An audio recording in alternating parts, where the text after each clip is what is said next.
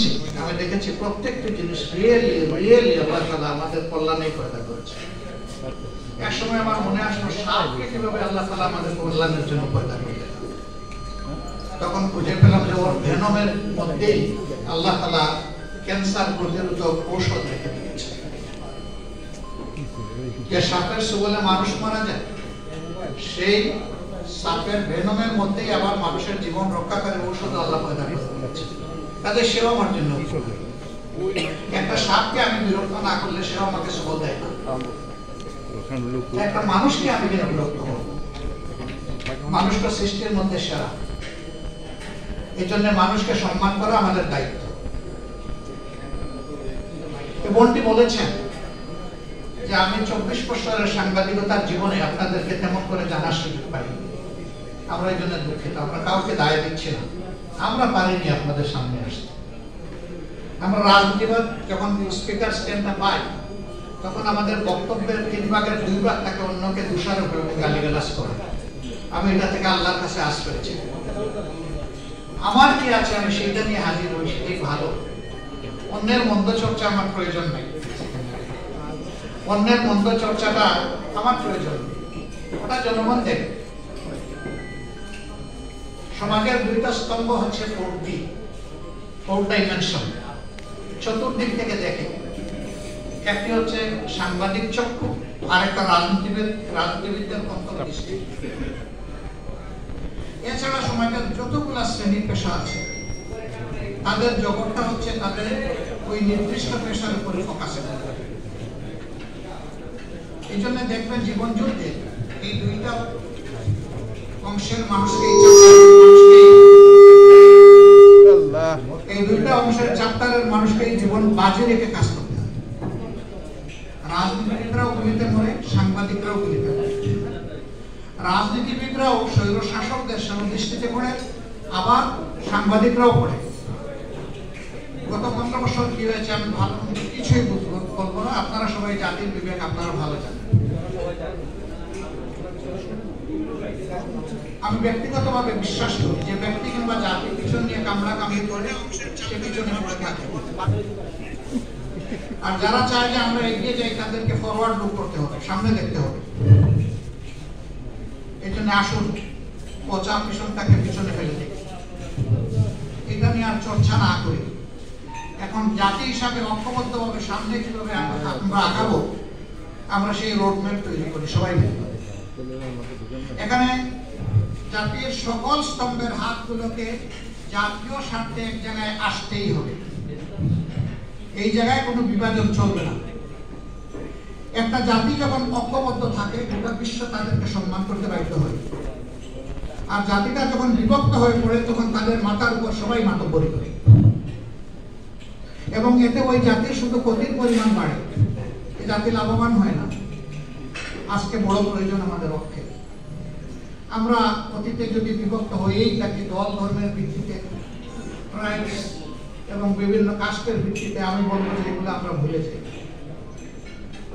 আমরা বলতে চাচ্ছি আমাদের এই প্রিয় দেশে যারাই জন্মগ্রহণ করবে, তিনি যে ধর্মেরই হন, যে দলই সমর্থন করুন কিংবা নির্দলীয় হন, তিনি এর দেশের একজন গর্বিত মর্যাদাবান নাগরিক। এবং সকল নাগরিককে তার অধিকার সংবিধান এবং রাষ্ট্র যা দিয়েছে, করুণা হিসেবে নয়, তার অধিকার হিসেবে তাকে দিতে হবে।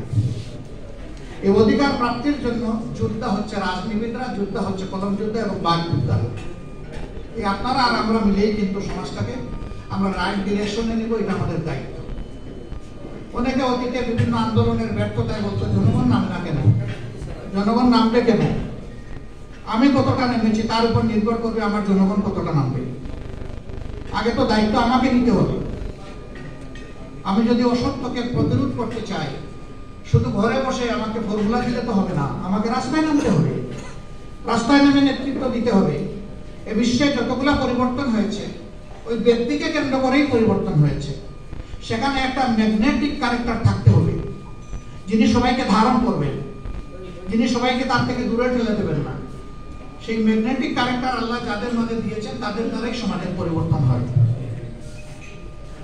আমরা এমন ব্যক্তি আল্লাহর কাছে চাই, তিনি যেন সেরকম ক্যারেক্টার, উদার, বিশাল মনের মানুষ, যিনি সারা বাংলাদেশের প্রত্যেকটি ইন্ডিভিজুয়ালকে তার অন্তরে শ্রদ্ধার সাথে ধারণ করবেন, এমন মানুষ আমাদের বড় প্রয়োজন। আল্লাহ যেন সেটা দিয়ে আমাদের সাহায্য করেন।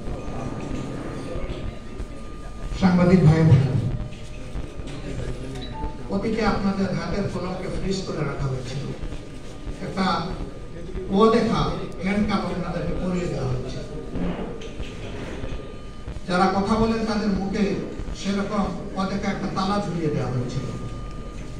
সাময়িকভাবে এই তালা খুলেছে। আমরা যখন জেগেই উঠেছি, আমাদের আর ঘুমাবার প্রয়োজন নেই। এই জাগ্রত জাতিকে মঞ্জিলে পৌঁছানোর জন্য, প্রপার ডেস্টিনেশনে পৌঁছানোর জন্য এখন আমাদেরকে রাত দিন কাজ করতে হবে সবাই। সেই কাজটা আপনারাও করেন, রাজনীতিবিদরাও করেন, পেশার কারণে পুলিশও করে, স্বাস্থ্যকর্মীরা করে। এই চারটা পেশার মানুষ always already emergency, any time anywhere তার ডাক আসবে।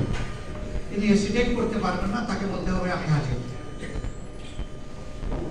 এই জায়গাটা যদি আমরা পরিচ্ছন্ন করতে পারি, আমরা এই বীজতলা যদি সুন্দরভাবে তৈরি করতে পারি, তাহলে এই বীজতলায় অঙ্কুরিত যে চারা, এটা আগামী দিনে এই সমাজকে ছায়া এবং ফল দিবে ইনশাআল্লাহ। তবে হিংসার রাজনীতির অবসান অবশ্যই, প্রতিশোধের রাজনীতির অবসান। অনেকে বলেছেন আপনারা মাফ করে দিচ্ছেন কেন? তাহলে যারা পারপিট্রেটর তারা তো তাদের পাওনাটা পেল না। আপনি কোনটা চাচ্ছেন মানুষের জন্য? আপনি কি তার ধ্বংস চাচ্ছেন না তার সংশোধন চাচ্ছেন? যদি ধ্বংস চান, তাকে নিয়ে যান যেখানে ইচ্ছা, আপনি টেনে নিয়ে যান। আর তার যদি আপনি সংশোধন চান এবং একটা সংশোধিত হাত হিসাবে তিনিও সমাজে কোনো অবদান রাখুন, সেটা যদি চান, তাহলে তাকে সংশোধনের জন্য জায়গাটা তৈরি করে দিতে হবে। ওই জায়গায় হিংসার কোনো জায়গা নেই, এখানে উদারতার প্রশ্ন। তবে আমরা বলেছি হ্যাঁ, কোনো ভিকটিম কিংবা ভিকটিম ফ্যামিলি তারা যদি সুনির্দিষ্ট অপরাধের প্রতিকার চেয়ে আইনের আশ্রয় নেয়, আমরা তাদের প্রসারিত করি, এটা আমাদের দায়িত্ব। কিন্তু দল হিসাবে আমাদের উপরে যা করা হয়েছে, এই জুলুম শব্দ বলতেও আমার কষ্ট লাগে, যা করা হয়েছে আমরা আল্লাহর রাস্তায় তা ক্ষমা করি। দল হিসাবে আমরা কোনো প্রতিশোধ নেব না। তবে এটা আশা করব যারাই রাজনীতি করবেন তাদের জন্য আল্লাহ একটা রাজকীয় মন দেন,